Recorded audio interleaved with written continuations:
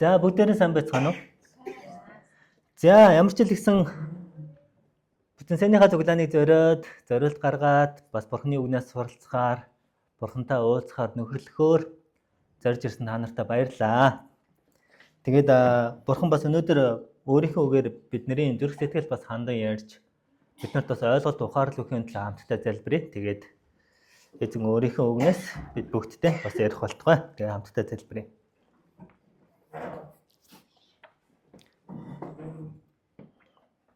За бидний хайртай Аав маань бид нар таныхаа өмнө ирээ залбирч байна. Тэгээд та өөрийн ариун сүнсээрээ та бид нартай хамт байж бидний зүрх сэтгэлд та хүрч өөрийн үгээрээ та хүн нэг бүртээ та хөвчлэн ярьж өгөөч. Мэргэн ухааны үг, илчлэлт, ойлголт, ухаарлын үгийг та бидний дунд байлгаж өгөөч.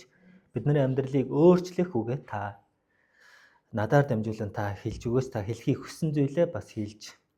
Өнөөдөр бид нэр энэ газараас гарахдаа таны онцгой амар тайван баяр хөөрөөр дүүрэгдээд гарахыг хүсэж байна. Тэгээд та энэ цагийг өрөөж та энэ цагтаа хамт байж өгөөрэй. Тэгээд энэ цагаа тань даатгаад таны хүү Есүсийн нэрээр талархан залбирч байна. Амен. За өнөөдөр бид нэр Тимот номынхаа 6 дугаар бүлгийн төгсгөлийн хэсгийг хамтдаа харна. Тэгээд 1-р Тимот 6-гийн 11-ээс 21 10 ишлэл байна, тийм ээ. За би текстийг уншия. Харин Бурхны хүн чи үүнээс хол яв.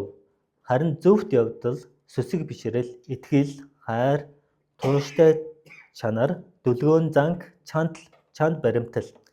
Итгэлийн уралдаанд ихэд хичээн зүтгэж мөнх амийг хүлээн ав. Чи үүний төлөө дуудагдж олон гэрч нарын өмнө үүнийгээ баттай гэрчилсэн. Бүгдэд ам амьдралыг сойрхогч Бурхны өмнө мөн Понти Пилатад итгэлтэй гэрчилсэн Есүс Христийн өмнө би чамд тушаая. Бидний эзэн Есүс Христийг ирэх хүртэл чи энэ тушаалыг алдаа завхралгүй гин буруугүйгээр сахигтун. Хаадын хаан эздийн эзэн ерөөлт цор ганцаар захирагч Бурхан өөрийнхөө цагт түүнийг харуулна. Тэрээр ганцаараа үхэшгүй мөнх агаад ойртож хүршгүй гэрэл дотор оршдог билээ. Хинч түүнийг харж байгаагүй, харж чадахчгүй, түүнд хүндэтгэл ба сүр хүч үүрд байх болтугай. Ёсоор болгогдсон. Өнөө цагийн баян чинэлэг хүмүүсийг бардам загналгүй. Эд баялаг зэрэг тодорхойгүй зүйлд итгэл найдвараа тавилгүй. Харин баясах бүх зүйлээр биднийг бэлхуулан хангагч Бурханд найдаж заагтун. Сайныг үйлдэн сайн үйлсээр бэлхэж харамгүй өгөөмөр явахыг тэдэнд сургамжил. Тэд ирээдүйнхээ төлөө өөрсдөдөө ийхүү сайн суурийг тавьбал жинхэнэ амийг хүлээн авна. Тимото, чамд хариуцуулсныг сахин хамгаал. Харин Бурхныг үл хүндэлсэн дими яриа болон хүмүүсийн мэдлэг гэцгээдэг хуурамч нэртэй тэр сургаалаас зайлсхий. Зарим нь үүнийг хүлээн авснаас болж итгэлээс холдсон байна. Та бүхний дээр хайр нэгүсэл байх болтугай гэж. За тэгээ ийм хэсэг байна. Тэгээд эхний хэсгийг харах юм бол өмнөх удаагийн номлол дээр бас гарсан тийм яг энэ Бурхны хүнээ чи энэ зүйлээс хол бай гэж хэлээд байгаа. Тэгэхээр энийг би өмнөх ишлэлийн бас та бүгдэд хэлж өгье. Тэр нь ямар утгатай ишлээсэн бэ гэхээр баяжхийг хүсэж байгаа хүмүүстэй ямар нэгэн хитрхийг хүсэж тэмүүлэх баяжхын араас тийм мөнгөний араас явж байгаа хүмүүс уруу татагдан урханд орж бас янз бүрийн тийм хүнээлт хүсэл тавтдгаа гэж хэлсэн. Тэгээ мөнгөнд шунан дурлах нь хамаг муугийн үндэс, зарим нь үүнрүү тэмүүлсээр итгэлээсээ хазаажээ гэж хэлсэн байна тийм. Тэгэхээр яг өнөөдрийн яг хэсэг 11-р ишлэл болохоор яг энэ бүхнээс Бурхны хүн чи хол бай гэж хэлж байгаа. Үнэн дээр мэдээж эерэг мөнгө бол мэдээж эерэг бид нэр өөрснийхөө хэрэгцээ, хэрэглээнд зөв зохистой хэрэглэх нь зөв. Гэхдээ харин шунан хүсэх нь өөрөө хүмүүсийг Бурхнаас холдуулдаг, итгэлийн амьдралаас холдуулдаг нэг тийм зүйл болдог шүү гэж хэлээд байгаа. Харин юуг анхаарах хэрэгтэй вэ гэхээр Бурхны хүн чи Бурханд итгэдэг нэгэн чи харин зөвхт явдал сүсэг бишрэл, итгэл, хайр, тууштай заан чанар, дүлгөөн занг, чанд баримтал гэдэг. За мэдээж эерэг зөвхт байдал бид нар зөв байх хэрэгтэй юм байна. Сүсэг бишрэлтэй байх хэрэгтэй юм байна. Бурхныг ирж авах хэрэгтэй юм байна. Итгэл байх хэрэгтэй юм байна. Хайр байх хэрэгтэй юм байна. За бид нар итгэл, хайр гэдээ ярих юм бол өчнөө зүйлийг ярьж болно. Тууштай зан чанар дүлгөөний занг баримтлаа гэж. Тэгээ өнөөдөр яг би энэ бүх зүйл мэдээж яриг бидний хувьд чухал. Гэхдээ нэг зан чанарыг илүү онцлмоор байгаа. Тэр нь юу вэ гэхээр Христ итгэж бид нар тууштай чанар хэрэгтэй байдаг. За энийг би яагаад ингэж хэлж байгаа вэ гэхээр дараагийн ишлэгийг бүгдээр хамтдаа харъя. 12 дугаар ишлэл дээр юу гэж байгаа вэ гэхээр итгэлийн уралдаанд ихэд хичээн зүтгэж мөнх амийг хүлээн аваа. Чи үүний төлөө дуудагдаж олон гэрч нарын өмнө үүнийгээ баттай гэрчилсэн гэж хэлж. За энэ дээр юу гэж хэлж байгаа вэ гэхээр итгэлийн уралдаанд ихэд хичээн зүтгэж мөнх амийг хүлээн ав гэж. Энэ дээр итгэлийн амьдрал гэдэг яг энэ зураглалыг та төсөөлөө бодоод үзээрэй. Паулийн хувьд яг энэ төсөөлөл зураглалыг өөрөө бодож яг энэ зүйлийн араас явж ирснийг маш тодорхой харах боломжтой. Тэгээд тэр нь Паулийн бичсэн захидлуудад 1-2 дугаар Тимотеос гадна Филиппой 1-р Коринт номуудад яг бидний итгэлийн амьдрал бол яг энэ уралдаан тэмцээнтэй адил зүйл шүү гэж ингэж адилтгаж хэлсэн байдаг. Тэгээд маш сонирхолтой зүйл нь би өмнө хэлжсэнд яг миний яг номлох хэлж дээр яг ингээ эсийн бүлгийн яг ингээд нөгөө яригдж байгаа хэсэг маань ингээд давхцаад байдаг нь аюу сонирхолтой. Бурхан яаж ингээд зохицуулаад идэм бэ гэдэг бодол төрхтэй бурхан үнэхээр гайхалтай юм а гэдэг л тийм одоо мэдрэмж төрж бурханд өөрөө ирэхгүй талархдаг гэсэн. Тэгэхээр энэ удаад мөн яг энэ итгэлийн уралдааны тухай яг эсийн бүлгийн цаг дээр бас яригдсан. Тэр нь яг ямар ишлэлээсэн бэ гэхээр бүгдээр хамтдаа 1-р Коринт 9:24-25 дээр яг энэ итгэлийн уралдааны тухай гарч байгаа. 1-р Коринт 9:24-25.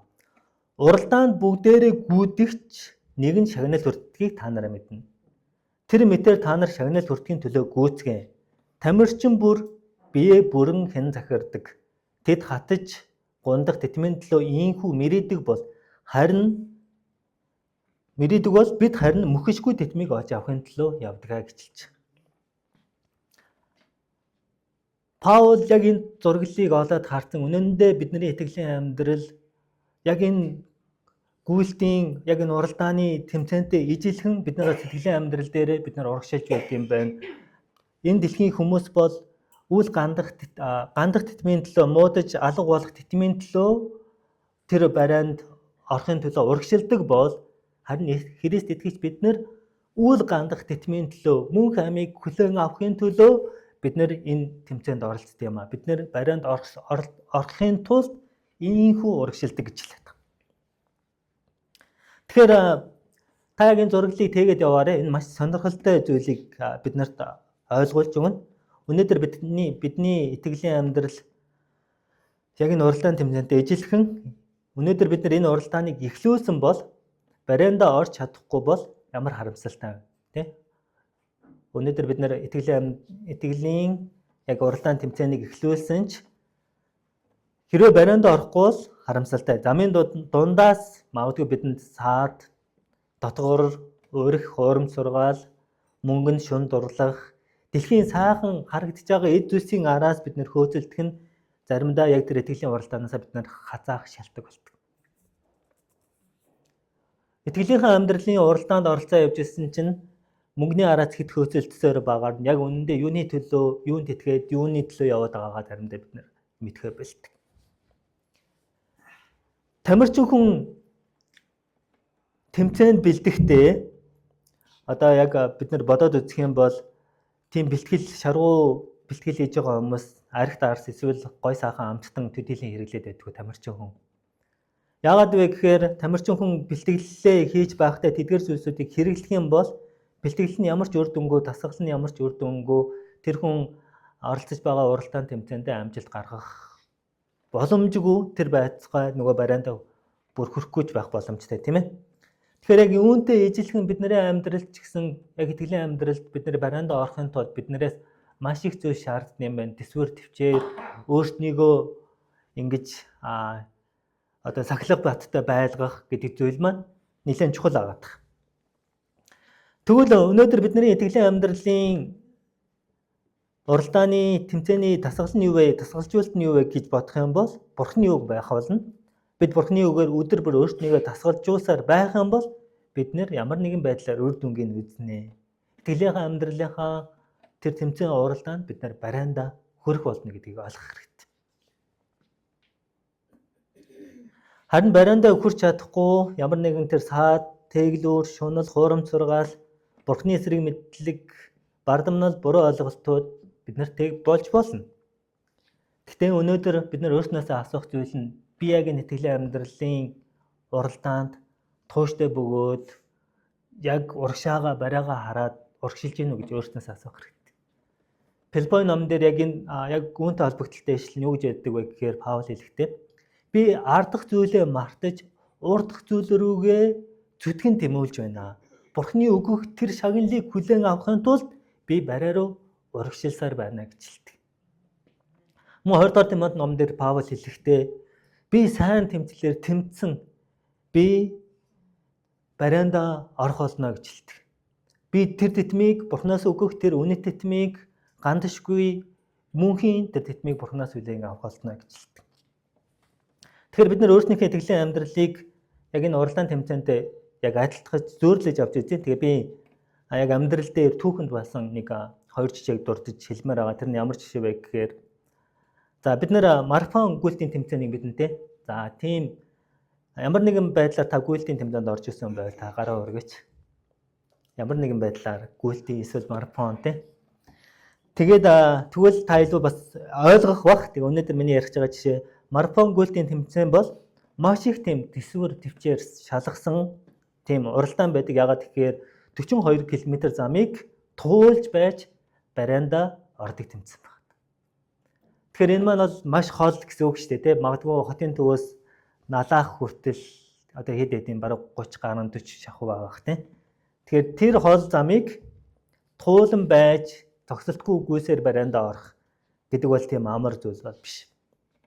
Тэгвэл түүхэнд болсон би нэг 2 жишээ хэлье гэж хэлсэн. Тэр нь юу вэ гэхээр эхний жишээ нь 1968 оны Мехикогийн Олимп гэж яриад байгаа. Энэ нь болохоор ямар хүнийг би хэлмээр байгаа вэ гэхээр Джон Стивен гэдэг энийг танзан хүн. Энэ болохоор дэлхийд даяар маш их яригддаг түүхийн нэг. Энэ хүн яасан бэ гэхээр марафоны гүйлтийн үеэр тэрээр унсан баг. Унаад өвдгөн гэмтэж хүнд бэрцсэн. Тэгээд хүмүүс түүнийг эмнэлэг рүү авч явахыг зөвлөсөн ч тэрээр өвдгөө боогоод үргэлжлүүлэнгүйсэн баг. Тэгээд түүний нөхцөл байдлыг бодоод үзэх юм бол түүнийг барайнд ороход цэнгэлдэх хүрээлэн аль хэдийнэ харанхуй болоод бүүдгэр болоод үзэгчдийн ихэнх нь тарчихсан. Тэгээд тэрээр ялагчаас 1 цагийн хойно барайндаа доголсоор орсон гэж хэлж байгаа. Тэгээд түүний нэг хэлсэн үг нь юу байсан бэ гэхээр манай улс намайг илгээхдээ энэ 500 милийн асаас маш холоос ирсэн яг энэ тамирчин байна. Асаас яг энэ тэмцээнд оролцуулахдаа эхлүүлэх гэж биш харин барайнд орох хүртлээ гүү гэж илгээсэн юм а гэж хэлж. Тэгээ хэдийгээр яг энэ хүнд нөхцөл байдлын донд өвдгөн ингээд бэртээ доголсон ч гэсэн тэмцээнээ дундаасаа тусламж аваад орхиогүй. Тэр саад бэрхшээлийг давж гарахын төлөө тэрээр зүтгэсэн баг. Өвдгөн доголсоор байсан хэрнээ хамгийн түрүүнд барайнд орсон хүнээсээ цаг гарны дараа барайнд орж байгаа юм үйл явцлж байгаа гэсэн. Тэгэхээр өнөөдөр бид нар итгэлийн амьдрал дээр яг тууштай байдлаар бид нар урагшилж байна уу гэж бид нар өөрснөөс асуух хэрэгтэй. Тэгээ хоёр дахь миний бас түүхэнд болсон нэг жишээг хэлмээр байгаа. Габриэла Андерсон гэдэг нэг Швейцар эмэгтэйн тухай. Тэгээ тэр 1984 оны Лос Анжелесийн Олимпиад оролцсон. Энд болохоор эмэгтэйчүүдийн анхны марафон гүйлтийн үеэр Габриэла наранд цохиулж одоо гадаа маш их халуун байсан. Маш олон километр гүйж байгаа тийм. Тэгээ наран цохиулаад биеийн байдал нэлээд муудаад ингээд нөгөө нэг баг ингээд догонцоод унцах шахуу баг гүйж барайнд ордог. Тэгээ түүний нөхцөл байдлыг харах юм бол яг тэрээр цэнгэлдэх хүрээлэнд орж ирэх үед бие удирдах чадахгүй хазгаа мөрөг гიშгэж байсан. Тэгээ дэмчнэр юу хийсэн бэ гэхээр туслахаар очиход тэрээр гараараа тохиотой надад битгий хүрээрээ ягаад гэх юм бол тэр эмэгтэй тусламж үзүүлэх юм бол тэр эмэгтэй тэмцээнээс шууд хасагдах тийм дөрмтэй. Тийм учраас тэр эмэгтэй сүүлийн 400 метрийг 5 минут гаруй хугацаанд ингээд нөгөө барыг унчлахгүй унчих шахуу болж иж барайндаа явж орчих. Тэгээд үр дүн нь юу болсон бэ гэхээр тэр эмэгтэй хэдийгээр 37 дугаар байранд орсон ч гэсэн үүчигчид түүнийг ялагчаас илүүгээр алга ташилтаар ухтаа авсан юм. Тэгэхээр одоо энэ чэнэс би юу хэлэх гээд байгаа вэ гэхээр тууштай байдал барианд орох гэдэг ямар чухал болохыг та ойлгож чадж байна уу? Энэ эмэгтэй магадгүй тэ ингээд наран цохиулчихлаа миний биеийн байдал муу болоод байна гэд эмчээ тусламж аваад тэмцээнийг орхиж болох байсан. Гэхдээ түүний тэр эмэгтэй өөрийнхөө хүсэл зорилгыг мэдэж байсан, барианд орох ёстой гэдгийг мэдэж байсан. Тийм ч учраас бүдэрч унчих шахаад 5 минут гаруй тэр 400 м замыг арайгаж туулан байж барианд орч. Гэхдээ энэ эмэгтэй ялалт нь юу байсан бэ гэхээр явсараагаар барианд орсон гэдэг нь маш чухал байгаад байгаа гэсэн. Би түрүү хэлсэн өнөөдөр бид нэр итгэлийн амьдралын уралдаанд хэдийнэ орчихсан ингээд явж байгаа.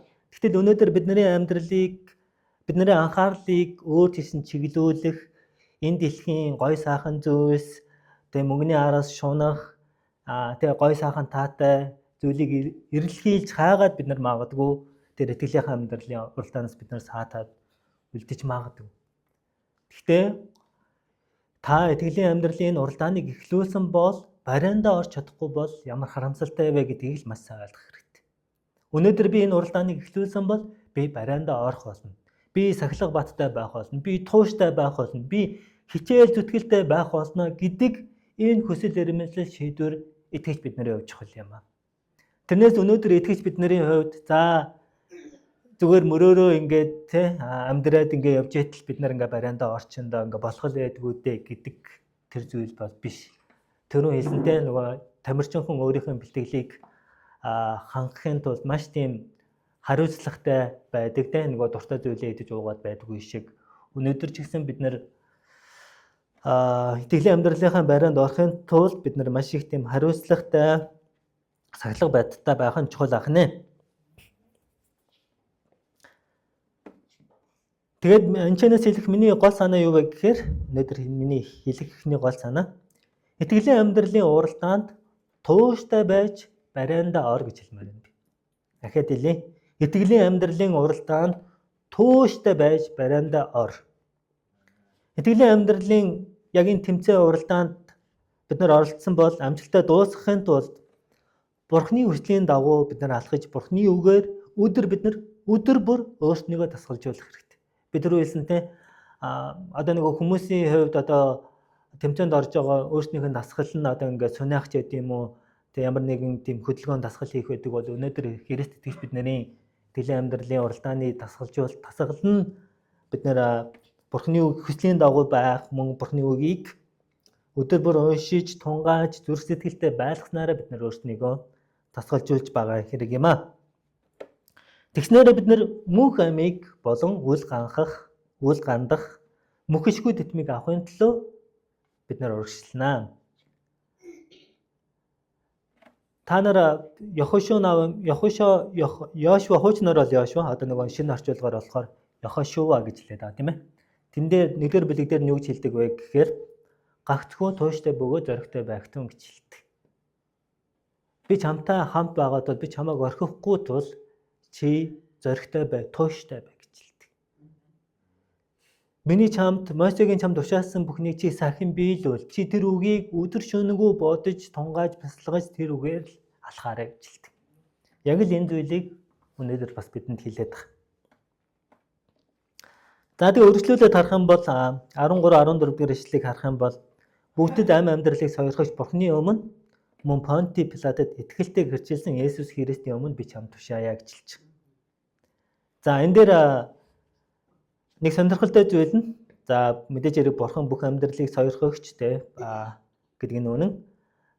Нэг сонирхолтой зүйл нь Понти Пилатад итгэлтэй гэрчилсэн Есүс Христийн өмнө гэж хэлж байна. Тэгэхээр энэ дээр Есүс Христ Понти Пилатын өмнө хэрхэн яаж итгэлтэйгээр гэрчилсэн бэ гэж бид нар мэднэ. Есүс алмаар цовлогдохоос өмнө Юхудачууд Есүсийг барьж аваад тэгээ өөрснийхөө ингэ шийдэх гэсэн боловч Есүсийн амийг хөнөөхийг хүсэж байсан учраас Понти Пилатад авчиж өгч шүүлэхийг хүсдэг. Яагаад гэхээр тухайн үеийн Израильчуудад одоо нэг хүнийг цаазлах тэр дотроо тийм яаланд бол зөвшөөрөгдөөгүй. Тийм учраас Понти Пилатад авчираад шүүлэгдэг. Гэхдээ Понти Пилат Есүсээс ямар нэгэн бурууг бол олоогүй. Гэхдээ Есүсээс асуудаг те энэ хүмүүс танаа хүмүүс чинь өөрийн чинь үндэсний хүмүүс чамайг Юхудачуудын хаан гэдэг энэ чинь үнэхээр Юхудачуудын хаан муу юм уу гэж асуудаг. За тэр нь Иохан 18:37 дараа би уншиж. Пилат түүнээс "Тэгэхээр чи хаан байх нэ" гэсэнд Есүс "Намайг хаан гэж та өөрөө хэллээ. Би үнэнийг гэрчлэхээр төрсөн. Үүний төлөө энэ ертөнцид ирсэн. Үнэнд хариалагдах хүн бүр миний дууг сонсдог" гэвэ гэж хэлж. Тэгэхээр Есүс өөрөө хэлсэн хүмүүс Есүсийг ямар ч гин буруугүй байхад нь түүнийг буруутгах зүйл нь энэ хүн өөрийгөө Бурхны хүү гэж хэлээд байна. Юхудачуудын хаан гэж хэлээд байна гэдэг зүйлээр л буруутгач. Гэхдээ үндэ энэ болохоор Понти Пилатад бол энэ бол гин буруу биш байна гэж хэлсэн ч гэсэн ард түмэн Есүсийг цовдлохын тулд тухайн үеийн хүмүүс түүнийг цовдлохын тулд уламж илүүдөө хоолоогоо өндөрсгөж алахыг шаардаж байсан. Тэгээд Понти Пилат тэдгээр хүмүүсийн гарт Есүсийг тушааддаг гэдгийг бид нар мэднэ. Тэгээд энэс Есүс Христ яаж Понти Пилатад үннийг гэрчилсэн бэ гэж өөрөө хэлсэнтэй би үннийг гэрчлэхээр ирсэн юм а гэж. Миний хаанчлал бол энэ дэлхийн хаанчлал биш ээ гэж хэлдэг. Есүс магадгүй ингэж тухайн үеийн нөхцөлийг бодоод үзэх юм бол Есүс ингээ баригдсан маш хүнд хэцүү нөгөө амьдрал өөрийнх нь амьдрал нь яг дэнсэн дээр байгаа. Яг өхөл амьдрал нь шийдэгдэх яг тэр зааг дээр ирчихсэн гэж ойлгочихлоо. Тэр үед магадгүй Есүс магадгүй булзааруулах ч юм уу үнэнийг гэрчлэхгүйгээр арай өөр байдлаар гэрчлэх боломж байсан уу? Магадгүй байсан байж болно. Гэхдээ Есүс нөхцөл байдал яаж ирэхээс үл хамааран дараа нь түүнийг хорих байсан ч, дараа нь түүнийг ташуурдах байсан ч, дараа нь түүнийг загалмаа дээр цовдлох байсан ч гэсэн Есүс үнэнийг гэрчилж байгаа. Нөхцөл байдлаас үл хамааран Бурхныг үнэнийг гэрчилж байгаа. Тэгэхээр үүнийг Есүс биднэрт бас үлгэр жишээ болгон бас харуулсан. Тийм учраас өнөөдөр бид нар бас Бурхныг Христчиг ийхүү үнэнээр Бурхныг гэрчилж байна уу гэж. Өнөөдөр бид нар Христчиг Бурхныг үнэнээр гэрчилж байна уу? Тэгэхээр энэчнээс миний хэлэх дараагийн гол санаа юу вэ гэхээр Бурхны үг зааврыг сахиж үнэнээр гэрчлэгчд байцгаая. Бурхны үг зааврыг сахиж үнэнээр гэрчлэгчд бай. Та магадгүй ямар нэгэн тэр чухал моментод ямар нэгэн чухал нөхцөл байдлын үед ирж болно. Тэгсэн ч гэсэн та дараа нь юу болох вэ гэж битгий бодоорой. Та яг үнэнийг Бурхныг та гэрчлэхэд та бэлэн байгаарай. Есүсийн харуулсан жишээг бид нэр санаж байх нь биднэрт хэрэгтэй байна. Тэгээ үргэлжлүүлээд харах юм бол 15-16 дугаар ишлэлийг харах юм бол хаадын хаан эздийн эзэн ерөөл цор ганцаар захирагч Бурхан өөрийнхөө цагт түүнийг харуулнаа. Тэрээр ганцаараа үхэшгүй мөнх агаад ойртож хүршгүй гэрэл дотор өршдөг билээ. Хинч түүнийг харж байгаагүй харж чадахчгүй түүнд хүндэтгэл сөргөж өөрт байх болтгой гэж хэлж. Энэ дээр мэдээж яриг Бурхан бол үхэшгүй мөнх. Тийм бас ямар сүр хүчтэй ойртож болшгүй тийм гэрэл дотор байдгаа гэж хэлж. Хинч Бурханыг харж чадаагүй харж чадахчгүй гэж хэлж. Тэгэхээр мэдээж яриг Бурхан бол мөнхөд оршигч. Хүндэтгэл сүр хүч бол Бурханых байна.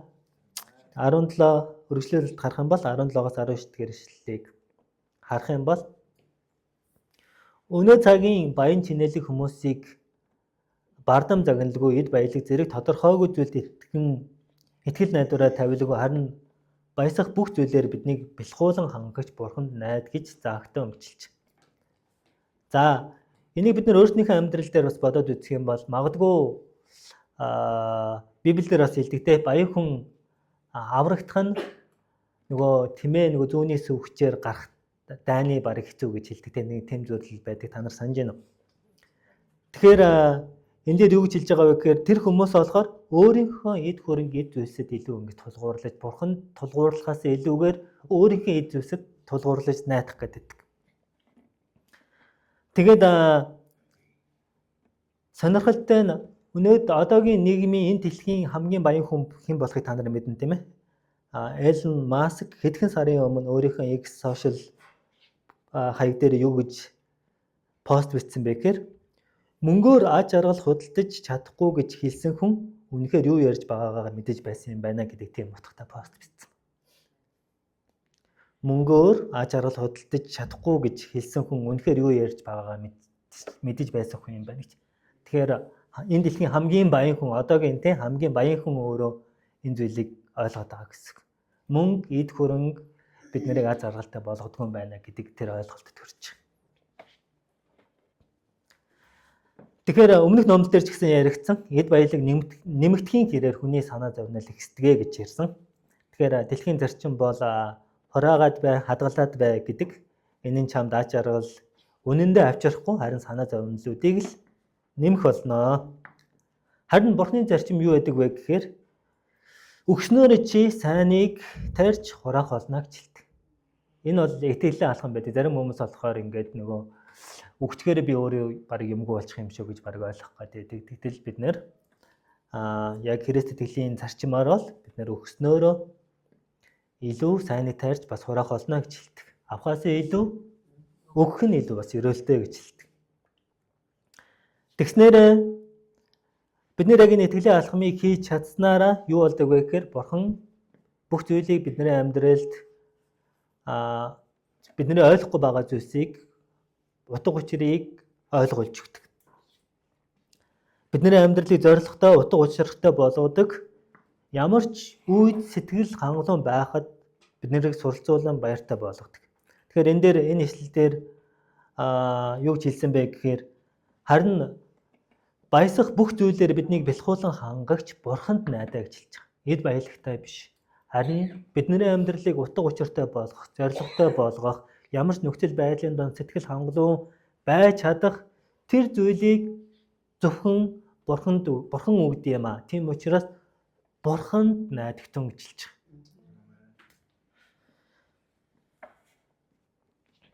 Тэгэхээр өнөөдөр бид нэр эд зүйлсээс хамаарахгүйгээр Бурхан ямар сайн болохыг, Бурхан ямар итгэмжтэй болохыг бид нэр ойлгодог. Бүх зүйлийг утга учиртай болгодог нь ганцхан мөнхөд оршигч Бурхан, сүр жавхлантай Бурхан бүх зүйлийг хараа хяналтанд ороод байлгаж байд юм аа. Тэгээд сүүлд нь хэлэх миний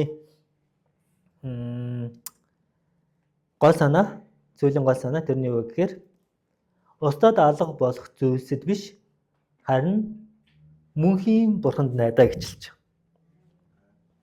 Устдад алга болох зүйлсэд биш мөнхийн Бурханд найд. Тэр таны амьдралыг утга учиртай мөн зоригтой болгодог. За өргөжлүүлээд 20-21 дэх ишлэлийг харъя. Энэ дээр юу гэж байгаа вэ гэхээр Тимотед өөрийн даалгавар өгж байна. Тимото чамд хариуцуулсныг сахин хамгаалаа. Бурхныг үл хөндөлсөн дими яриа болон хүмүүсийн мэдлэг гэцгээдэг хуурамч нэртэй дэрс сургаалаас зайлсхий. Зарим нь үүнийг хүлээн авснаас болж итгэлээс солдсон байна. Та бүхний дээр хайр нөгөөсөл байх болтгой гэж зүйлийнх нь яг мэдчилгээ хэлээд дуусчих. За энэ чэнэс бид нар юг харж болох юм бэ гэхээр тухайн үед өөртөөгөө гүн ухаантай мэдлэгтэй гэх хүмүүс бас байсан баа. Тэдний сургаал нь үнэндээ гэхдээ Христ төвтэй биш байсан. Тийм учраас Паулийн ярь сануулж буй зүйл нь жинхэнэ мэдлэг нь Христийг тань мэддэх явдал юм а гэж хэлж байгаа. Энэ дэлхийн мэрэгэн ухаан бол энэ дэлхийн мэдлэг гүн ухаан гэж хэлээд байгаа зүйл нь Бурханаас хүмүүсийг холдуулдаг. Харин жинхэнэ мэдлэг гэдэг бол Бурхан гэж хинбэ гэж Бурханыг таньж мэдэх явдал. Есүс Христ бидний төлөө өөрийнхөө амийг зориулж биднийг амьтаа байлгахын тулд бидний нүглийг уучлсан, биднийг нүглээс чөлөөлсөн, биднийг нүглээс аварсан нэгэн Есүс Христ юм байна гэж миний амьдралд найдвар авчирсан нэгэн Есүс Христ юм байна гэж ойлгож Бурханыг таньж мэдэх нь жинхэнэ мэдлэг юм а гэж хэлж байна.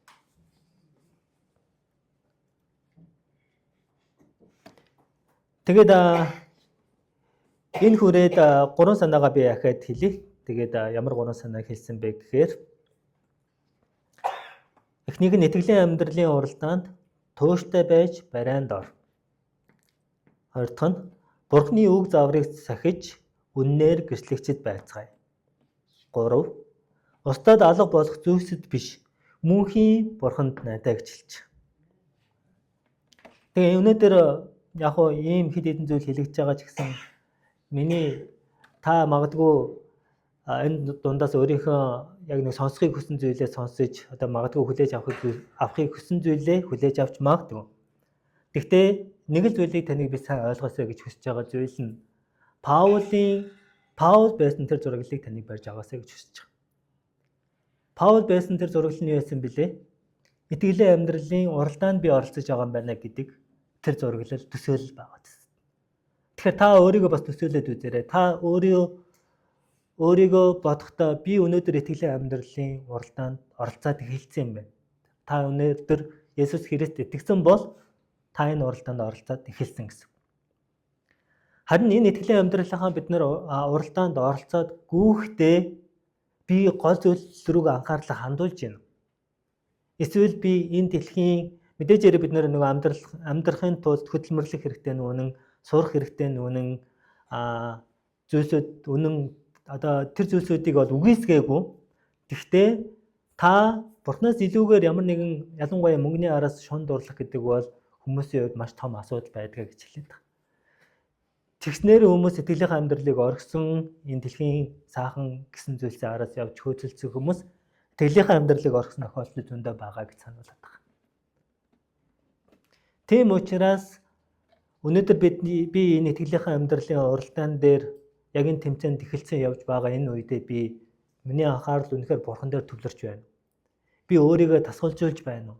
Би Бурханы үгээр өөрийгөө тасгалжуулж байна уу? Би Бурханы үгийг уншиж байна уу? Би Бурханы үгийг тунгаан бодож байна уу?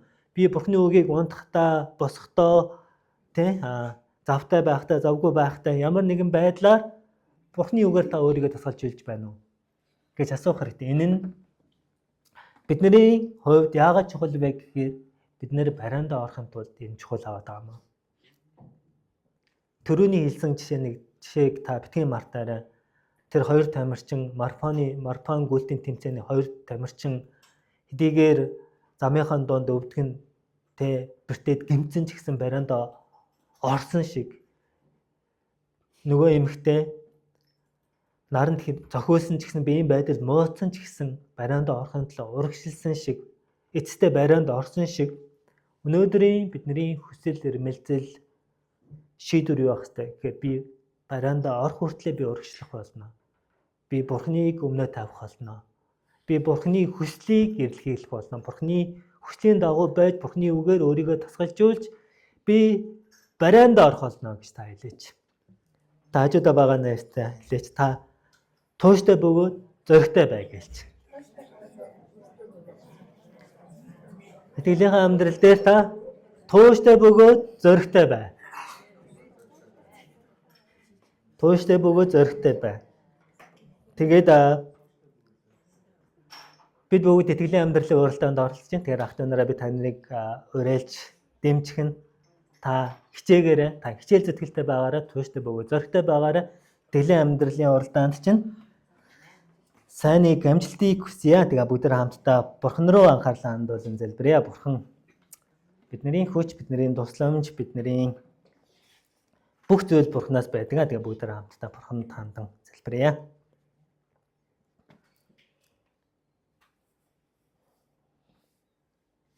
Бидний хайртай аав минь тэгээд бид нар таныхаа өмнө ирээ залбирч байна. Хэдийн бид нар итгэлийн амьдралын уралдааныг эхлүүлсэн ч эзэн бид нар өөр зүйлсэд илүү анхаарал хандуулж байгаа та биднийг уучлаарай. Та бидний зүрх сэтгэлийг шалгаж гол зүйл дээрээ төвлөрч, тань руу төвлөрч, таны загалмай руу төвлөрч бариараа урагшлахад та бидэнд туслаарай. Та нэгүслээрээ та бид нартай хамт байж таны үгийг бид нар зүрх сэтгэлдээ байлгаж, тунгааж, таны үгээр алгадаг байхад та бид нар туслаарай. Бид нар өөрсдийгөө үнэхээр яг итгэлийн амьдрал дээр өөрсдийгөө тасгалжуулахын тулд эзэн муу зүйлсээс та бид нарыг хол байлгаж, та муу зүйлсээс бид нарыг чөлөөтэй байлгаж өгөөч. Таныг үнэнээр гэрчлэхийн тулд бидний амьдралд байгаа тэдгээр саад дотгоор өөрөх мөнгөний шунал эсвэл донтолт эзэн танаас холдуулж байгаа тэдгээр зүйлсийг эзэн та нурааж өгөөч гэж эзэн Есүс Христийн нэрээр гуйн залбирч байна. Та та нураагаач та чөлөөлөөч харин бид нэр үнэхээр тууштай бөгөөд зоригтойгоор итгэлийн амьдралаараа алхан үргэлжлүүлэн урагшилсаар байхыг хүсэж байна. Бид нар артгаа мартаж урагшаага зүтгэн тимүүлж таны өгөх тэр мөнх амийг хүлээн авахын тулд бид нар үнэхээр тууштайгаар урагшилсаар байхыг хүсэж байна. Тэгээд та бид нартай нэг үсэл өршөөлөх хараараа хамт ээж өгөөч гэж таны хүү Есүсийн нэрээр талархан залбирч байна. Амен.